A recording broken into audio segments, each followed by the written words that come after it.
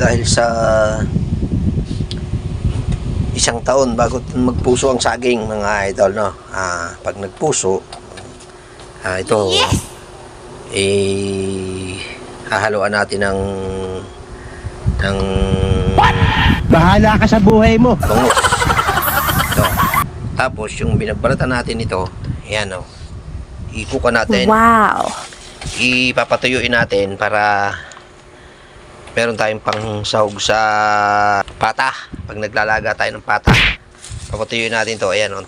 Medyo tuyo na ito, mga idol, no?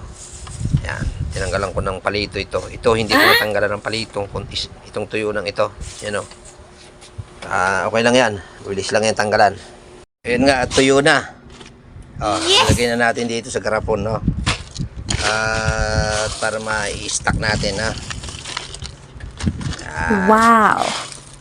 Para pag magdalaga tayo ng pata, meron tayong pang sahog.